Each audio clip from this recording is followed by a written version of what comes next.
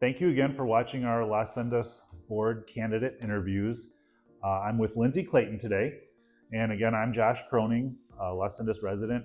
I'm on the Safety and Security Committee, and I've lived here since 2019. We're going to start this with a few get to know Lindsey questions, and then we'll go into the official board candidate questions. So are you ready to go? Sounds good, yeah. All right. First question's easy, Lindsey. Where did you grow up? I grew up in the Dallas-Fort Worth area of Texas and went to college at Baylor University in Waco and eventually made my way to Arizona. Okay, cool. And so when you got to Arizona, what drew you to Las Sendas? Well, there were a couple of things that were really high on our list when we were looking for a house out here. Of course, the school, Las Sendas Elementary School, is a great school, and we have 3 children who are still in school. None of them are at Las Sendas anymore. We've aged out, but when we first moved here in 2017, definitely that one was important. My husband works for Boeing, so proximity to Boeing was also a plus, but really when we saw the neighborhood and saw the houses, we saw, people out and about enjoying the parks and pathways, and it was just so nice to see. That was something that really attracted us when we finally made the decision on which house we wanted to buy. Pretty similar to our story. My boys, they went through Las Sendas too, and it's a good school. It was a good experience, but they're at Fremont and Red Mountain now. Okay. Well, the board questions, the first one's the shortest. First question, why do you want to serve on the Las Sendas board? Yeah, so I've lived in Las Sendas. We moved here in 2017 from Peoria, Illinois. I know sometimes we say Peoria and people think Arizona. We moved from Peoria, Illinois, and since we moved here, it's hard to make a cross-country move with children, mid-career, all those things that were on our list, and we've just been so welcomed by the community. We've appreciated what we've found here, our little, slice of the American dream. And so I want to serve on the board to give back to the community. I, for 4 years, served on the PTO board at Las Sendas Elementary School. And I really enjoyed that. I enjoyed being part of the broader community and working in service to the needs of, that school community. And now it feels like a natural step to move into the neighborhood as a whole and join the association board. Great. So how would your background and skills allow you to best support the community through your service on the board? Yeah. So I'll start with my experience on the PTO board at Las Sendas Elementary School. That gave me a good experience running a nonprofit community support organization. I served both as treasurer and as president, so had good experience, identifying priorities, sort of managing expectations and raising funds and making things happen at the school. And then professionally, I do learning and development. So within that capacity, I've been, responsible for both internal workings of the business, external working of the business, and have a lot of experience with change management. So leading big projects, leading changes across an organization, working with stakeholders, and helping work through those, growing pains that come with implementing new programs and processes. So I think that, my skills with organization, communication, all the things that go into running a learning and development department would apply well as well. Okay. So serving on the board means balancing competing priorities and working through disagreements. Can you share an example from your past experience where you helped navigate differing opinions to reach a solution?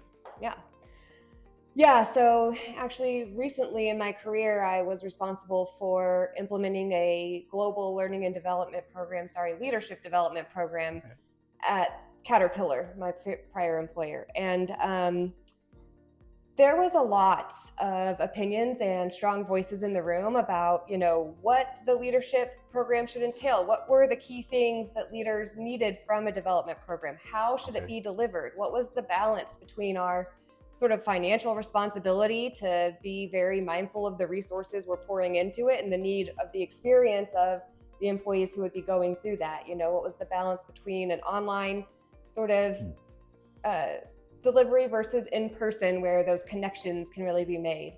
And it was across the board. There were several key stakeholders. The approach that I took, and I think I take in general, is really to look to best practices. So what are like organizations doing? What are they doing well? What results have they seen from the things that they've tried?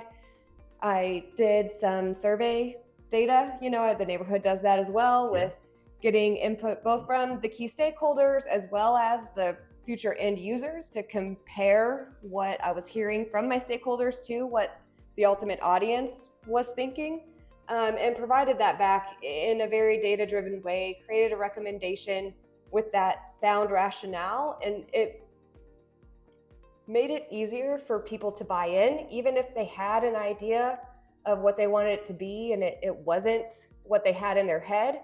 The data made it, clear that that was the best first step to take. Great. Yeah, good answer. Thanks. So next question. Residents expect the board to make decisions that are in the best interest of the community. Residents also want more transparency, which means the board will need to have discussions in open session where some residents may disagree with the board's decision. How would you navigate a situation where the board believes a decision is in the best interest of the community, but some residents strongly disagree? Yeah, it can be tough. I will say, I think I am relatively comfortable with healthy conflict. So I do think it's a great thing that we have these conversations in the open. Transparency is what builds trust. So even when people don't agree, articulating the key points, providing the rationale, those are things that can help maybe turn the temperature down and at least gain, like I said, buy-in or acceptance, even if it's not agreement. And I think sticking to the points, once an agreement has been made and maybe the board has voted, even if I was on an opposing side of that vote, it's about adopting the stance and explaining the rationale behind it, and being open to listening to that feedback. I mean, feedback is a gift, and so we want to accept it graciously. But at the end of the day, once the vote is done, it's also about maintaining the message. Accepting feedback gracefully. I like that. Okay. What goals should the association focus on over the next few years, and how would you help advance them? Yeah. I mean, I think the neighborhood actually does a very good job right now with the things that it does and the goals that it's focused on.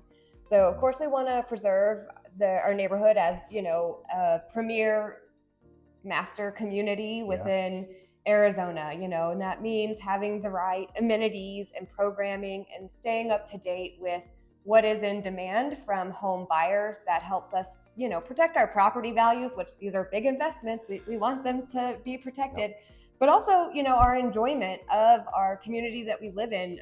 So much of how we go through the world is very local in our small, community within 5 miles of your house. It's probably what you're doing most of the time.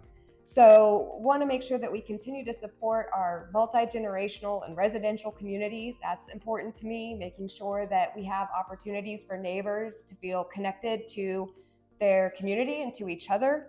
I think for me in supporting that goal, part of that is joining the board and just running to join the board. Right.